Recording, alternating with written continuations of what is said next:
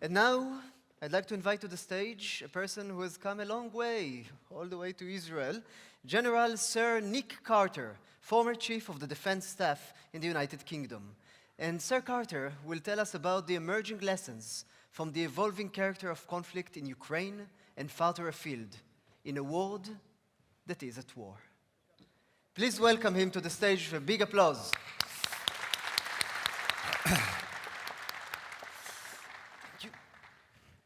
No, thank you. And it's a great honor to be here with you in these difficult times. I'm going to start with the geopolitical context. And I think one has to go back to almost 1939 or even 1914 to remember a time when the geopolitical context was as unstable as it is today.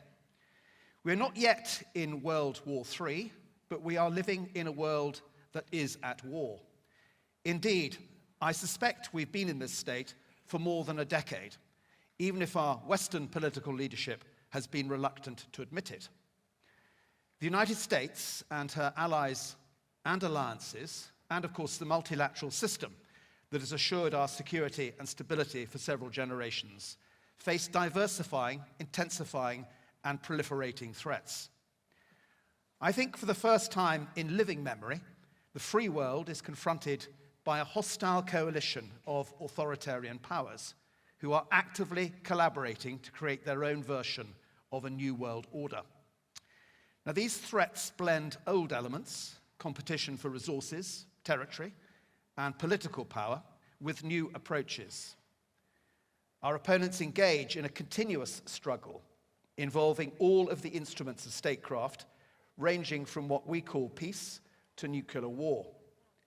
Their strategy of what I'll call political warfare is designed to undermine cohesion, to erode economic, political, and social resilience, and to challenge our strategic position in key regions of the world.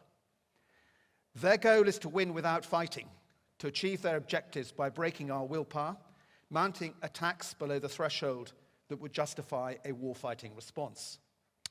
Now, these attacks on our way of life, from state and non-state actors, are remarkably difficult to defeat without undermining the very freedoms we want to protect. We are exposed through our democratic openness. We see this in Europe, where we face an intensifying Russian GRU campaign of sabotage and subversion, designed to disrupt our support for Ukraine. And we see it in the Indo-Pacific, where a combination of coercion, maritime militias, and lawfare seek to establish new facts on the ground in favor of China's international position, as Japan and the Philippines struggle with daily. Now, much of this has been made possible by the rapidly evolving character of conflict and, of course, of politics, principally due to the democratization of information and the ever-increasing pace of technological change. Old distinctions between peace and war, between public and private, between foreign and domestic, between state and non-state, and between virtual and reality are increasingly irrelevant. Our opponents employ an expanding, diverse, and largely unregulated set of tools in cyber, in space, and the information domain to influence target audiences' attitudes, beliefs, and behaviors. These weapons are increasingly employed above and below the threshold of war.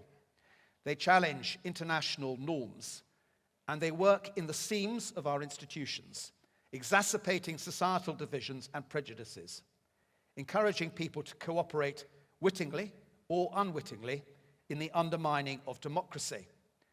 And they are invariably non-attributable, as we've seen with attacks on undersea pipelines and cables in the Baltic and off the Matsui Islands in the South China Sea.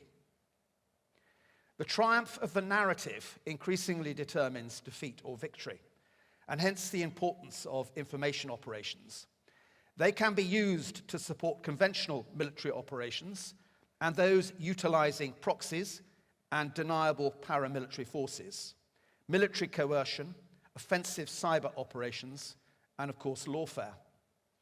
A Established techniques such as assassinations, deception, economic coercion, espionage, theft of intellectual property, or indeed enforced migration, as we saw on the Polish-Belarus border in 2021, and subversion, gain potency through the clever use of cyber, digitized information, and social media. Psychological insights and artificial intelligence multiply the effect. The combination is designed to trap a rival into becoming politically cowed, thus achieving objectives often without the need to escalate above the threshold of war. Consider how operations previously considered merely as shaping can now be decisive.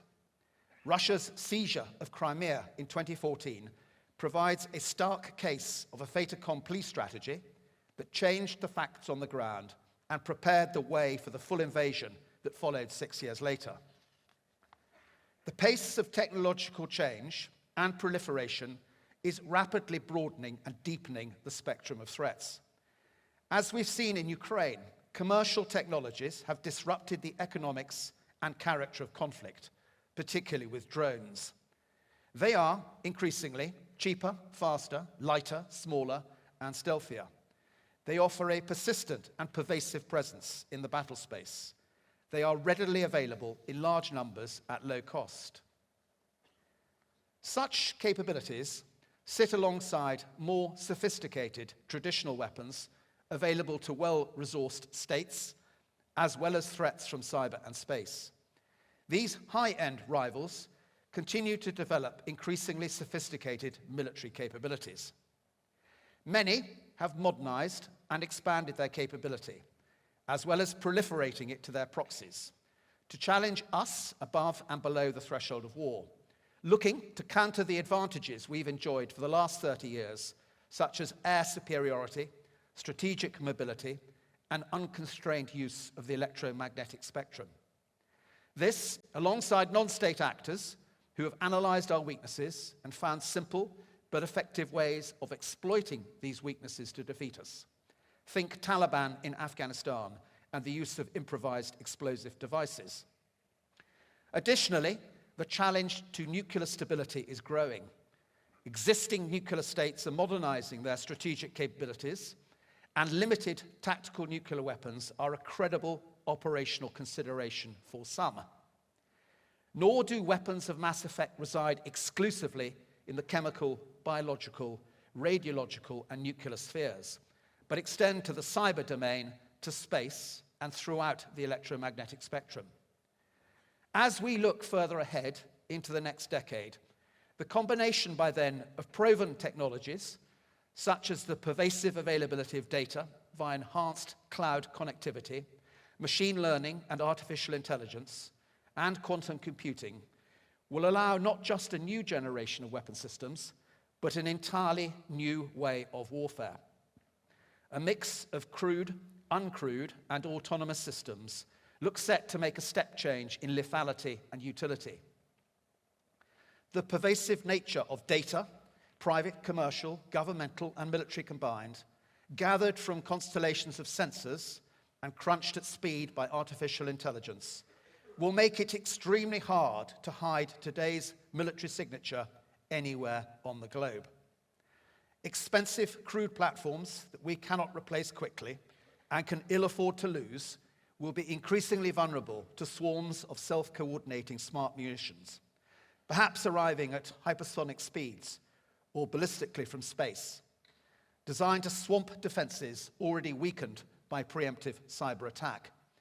We've seen the beginnings of this with Ukraine's approach to naval warfare in the Black Sea, where a combination of drones and cruise missiles have destroyed or neutralized most of Russia's larger warships, with aircraft carriers in this context. The economics of warfare are changing the balance between platforms and weapons, and between manned and unmanned systems. I agree with General Zamir. In short, we face an inflection point between the industrial age and the information age. It is software, not hardware, that is at the heart of this transformation. This suggests that we need a new approach to deterrence and warfighting, when confronted with rivals that seek to defeat us without sometimes inducing a warfighting response. This must acknowledge that while the character of conflict is evolving, the nature of war doesn't change. It is always about the violent interaction between people and is thus political. And we've been reminded of that every day since the war in Ukraine started. Importantly, this means that any new approach to deterrence must be underpinned by hard power. And hard power is not just about military capability. It is also about the resilience of the defense industry and its ability to expand production, as we've seen to our cost, particularly in Europe during the last couple of years. Our approach needs to be integrated, and it will require significant modernization. For the pace of technological change means we must move rapidly from an industrial age of platforms to an information age of systems. Some aspects of our approach were based on our strengths, but much will need to change. The quality of our people has always enabled our adaptive edge. And by moving beyond a closed-loop, base-fed approach, we will have a better chance of accessing the appropriate talent and skills. When I was serving in Afghanistan, my Afghan interpreter was a vital weapon system. In Ukraine, it is the data engineer on the front line who is needed to rapidly adapt the software to counter the latest EW threat. We will not be able to afford these skills in our full-time militaries. Rather, it will be a partnership with the private sector that will assure their availability. Allies, partners, and alliances remain central to the pursuit of our strategic ends. Here we have an overwhelming advantage, but it must be nurtured and protected. In our case, it is NATO that generates the necessary mass and provides the means to integrate the conventional and nuclear forces capable of credibly deterring the most dangerous threats to our security. But the centrality of NATO doesn't mean NATO only. We must look beyond NATO to other alliances and partnerships, giving real meaning to interoperability and burden sharing, and constructing our campaigns with allies in mind. But also recognizing that our soft power and our values need to be aspirational for those countries that might be tempted to look elsewhere. Innovation and experimentation enable modernization. And while government has access to world-class science and technology capabilities, we must recognize that the engine room for innovation generally lies outside government. We need to create a systematic program in which military professionals can air operational challenges with industry, technologists, and academia to determine the most appropriate mix of technologies to provide our future competitive edge. Bureaucratic acquisition systems need to be overhauled to enable the rapid development of technology in partnership with the private sector. And can you think of any prime contractor in the West who isn't a platform prime? Surely the time is right for a software prime. But we also need to reflect on how the private sector, and indeed private individuals like Elon Musk, can play such an instrumental role in warfighting. In this new world in which information is democratized, it is rarely possible to conduct military operations without the world looking on. Hence the importance of information operations and the power of narrative. In my last appointment as the head of the British military, I rewrote our core doctrine to take account of this. I called it integrated action. A doctrine that requires commanders to think beyond the enemy into the wider political context, to consider all the audiences that might be relevant to the achievement of the objective. This might include the local population, international or domestic public opinion, or allies and partners. And in doing so, consider the additional effects that might need to be applied to ensure these audiences remain supportive, before then orchestrating the appropriate mix of physical, virtual, and cognitive actions that would lead to the achievement of one's objective. It follows that respect for the rules, conventions, and protocols of war is the center of gravity which must be protected. But the pace of technological change and the blurring of peace and war mean that our legal, ethical, and moral framework needs updating to deny our rivals the opportunity to undermine us. The character of the strategic context requires a strategic response that integrates all of the instruments of statecraft: ideology, diplomacy, finance, trade policy, soft and hard power. A credible hard power capability to deter war remains central to the military's purpose. Now, in an era of strategic competition, a deterrent posture needs to be more dynamically managed and modulated, necessitating, I would suggest, the introduction of a fifth C, the letter C that is, that of competition, to the traditional deterrence model of comprehension, credibility, capability, and communication. This recognizes the need to compete actively below the threshold of war to deter war and to prevent one's adversaries from achieving their objectives in fait accompli strategies. The military instrument also needs to be more integrated, vertically through the levels of command, that is the strategic, operational, and tactical levels, across government, and with our allies. We also need horizontal integration across all 5 operational domains: space, cyber, maritime, air, and land. This multi-domain integration will change the way we fight and the way we develop capability. We are moving beyond joint. Integration is now needed at the tactical level of war, not just at the operational level, where the term joint traditionally applies.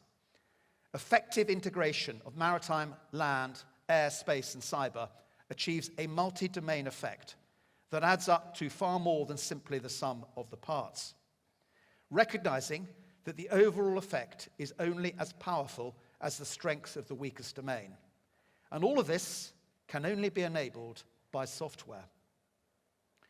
Now, returning to Ukraine, notwithstanding the point I made earlier about the nature of war, the character of conflict we are seeing in Ukraine, and perhaps further afield, seems to suggest that future warfare will be about an intense competition between hiding and finding, deception and jamming.